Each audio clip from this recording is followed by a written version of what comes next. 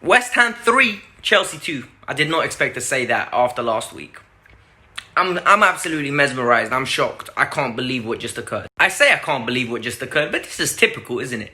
We have lost 6 games to the current bottom 9 this season. 6 games to the current bottom 9. Oh my god, guys. Why is this happening again? Why is this happening again? Welcome to the Kavkas, you guys. It's going to be a difficult one tonight. We're going to have a lot of hard, cold, true facts. It's going to be one of those videos where I'm going to have to break down a lot of things. A lot of you are going to disagree, and then we're going to have to debate it, because that's the only way we're going to get through this. Reasonable, good debate. So let's do it. Subscribe to the channel, hit the like button, give me 100 likes for this video. I know it's going to be hard to be positive. At least do one good thing tonight. And let's get interactive. So let me give you the 6 things that I took away from this game. Let's look at the lineup. Frank put his trust into Tammy Abraham. And Frank has been backing Tammy all season. Tammy was repaying that trust initially. But recently, after the turn of the year, in my opinion, Tammy's become terrible. He's become unplayable. I don't know whether it's burnout. I don't know whether it's a lack of ability. Or I don't know whether it's just bad luck. But he's been really unplayable. It's got to the point where every time I see him on the lineup, I go, why is Giroud not starting? And he started with Rudiger again. Azpilicueta, Alonso, and people are saying, you know what, they've been playing well, let's give them credit. Alright, we'll give them credit. You can see the lineup. You guys know my thoughts on these players already. I'm going to try to bite my lip today and not be ranting and raving. I want to give you good analysis. I'm very frustrated, I'm agitated, but I'm going to try to be very responsible right now. I'm going to give you guys 6 things that I took away from this game. 2 positives and 4 negatives. I want you guys to stick around for the 4 negatives, okay? The 2 positives are really good ones. The 4 negatives are the real deal. And you guys are going to have to hear this. And I'm going to need to get your perspective. Am I being too harsh? Because I genuinely need to get your views on this. So let's go with it. Let's go. Positive number 1. Willian's short-term contract has been a fantastic stroke of genius from Frank Lampard and the board.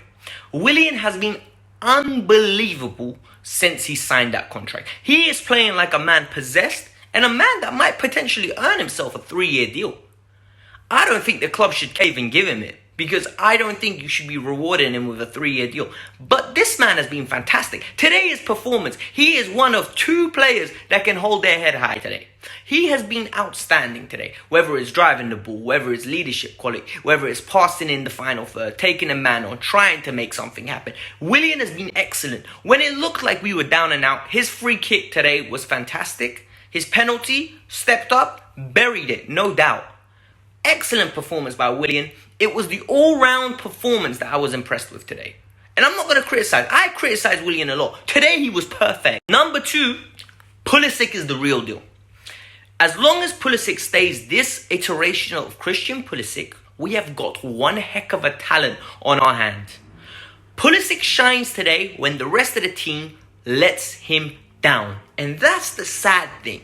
He has been so direct, so amazing in his dribbles, so proactive with every time he receives the ball. The last 15 minutes, they don't go to him.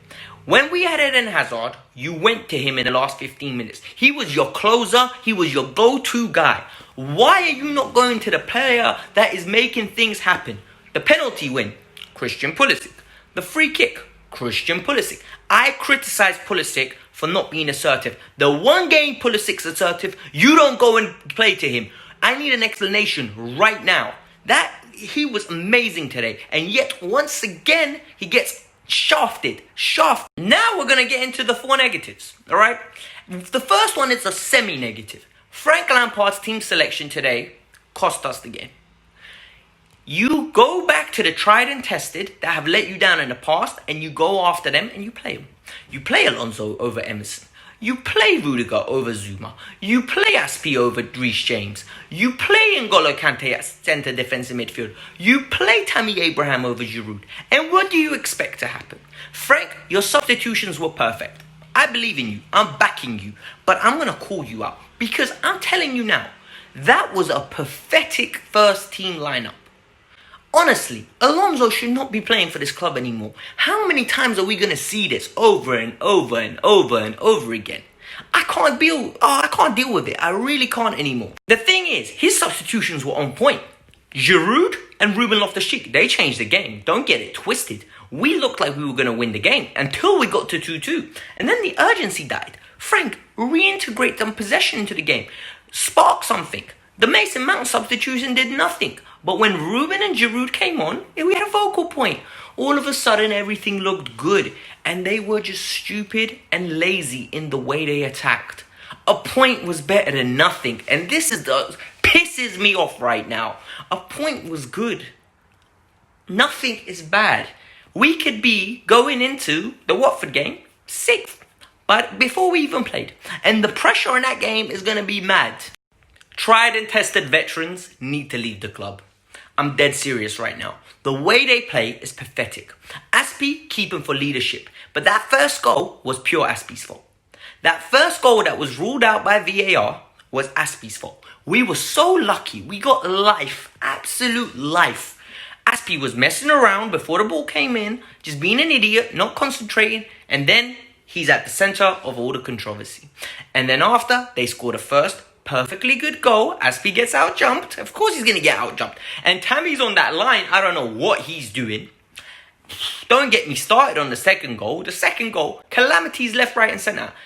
N'Golo Kante, out of position. He needs to stay at the club, by the way. Let me get that clear. He needs to stay at this club because he needs to play right centre midfield if he's playing. If he would get a stupid bid like 70 million, maybe we can sell him. But at this moment in time, keep him. Let's get into that second goal quickly. Alonso, every time he goes forward, cross, nothing. Cross, nothing. Cross, nothing. It's either a first-time cross or a touch and a pass backwards. He can't beat a man. He can't run. He was jogging for that third goal back. I swear to God, I could not believe my eyes. It's on your side, bro. How are you letting Yarmolenko go? I can't get over that. And then you see Rudiger. He was the worst today. That little flick. We're winning 1-0. What are you doing? Are you stupid? Like, do you not have a brain? You boot it. Boot it off the field. No, he goes for a flick. Laziness, arrogance, self-entitled elite centre-half. That's the issue. Frank has endorsed these lot to the point where they think they're good. Alonso, Aspie and Rudiger think they're good players. Christensen today, whenever he meets anyone physical, this is what happens to him. N'Golo Kante, centre defensive midfield, my ass. Centre defensive midfield is a joke. Listen, N'Golo Kante, first half was preposterous. He was terrible. He was never in position. He doesn't want to receive the ball and start attacks. He never wants to receive the ball into difficult situations. So encourages Rudiger and Christensen to come out the back. It doesn't work. We're a man down in midfield against these little sides or anyone that presses. And then that second goal, he gets sucked in. He consistently gets sucked into the ball. And then there's a big gap. If it's Jorginho, you lot are going crazy. But it's Kante, so it's perfectly fine. I don't understand. I don't understand one bit. I really don't. The final goal, what are you doing on the edge of the box? You're a CDM. You're meant to be there to sniff out any of these attacks. But yet he's there trying to score the goal. And it just sums up what kind of player he is. He's not a CDM. Finally, number 6, Tammy Abraham, sort your act out.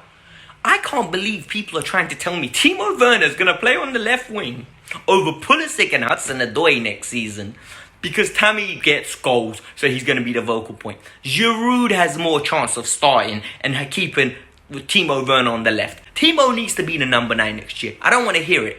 Tammy is a backup striker. He is a second choice number 9. He does not start games for big top caliber clubs. Get that in your heads. Tammy Abraham will never be a league title number 1 winner. I'm telling you right now. He is not good enough at holding the ball up. He's not clinical. All he is a tapping merchant in streaks. And even then, he doesn't do that well. He is not a good player. He is average. Honestly, if we get a good bid in for him, 40 million, sell him. Sell him. I would literally cut your losses. I can't believe this Tammy propaganda that's been spread. Because he had a good start to the season, everyone's convinced themselves he is the solution. He's not. He's the issue. You saw how well we started playing when Giroud came on. There was a little bit of link up. He caused a threat, he caused them problems. He was physically imposing. He was a man. Tammy still plays like a boy. He gets bullied. He literally was bullied by Diop and Obona the whole game. For me, there was no link up. There was no clinical. I don't remember Tammy having a chance. I literally don't remember Tammy having a chance. And the worst thing is, you see by Tammy's body language, he knows he's under pressure. He knows he's not cut out for this. And that's the sad thing. Because now, all the pressure on him is, I want to be the number one striker. And he's not. He's not good enough. Those were the 6 things I saw from this game. I'm so sorry, guys, for ranting at you. I hope you made it this far. Hit the like button, subscribe to the channel. I might even make a video tomorrow breaking down this game even further, because I'm not going to lie to you, I am absolutely vexed right now. I am furious. I am infuriated with this result. I don't like to come on here and rant. I really don't enjoy it. I like to come here all energetic and bubbly and tell you guys how happy I am, because I'm a Chelsea fan. I don't care about views. I don't care about all that stuff. Because for me, if my channel does well when Chelsea win, when we lose, I don't like that. Because it means I have to come here and be upset. If you enjoyed my match review, make sure you hit the like and subscribe button. Man, I'm not even going to lie to you. My energy levels are so pissed off right now.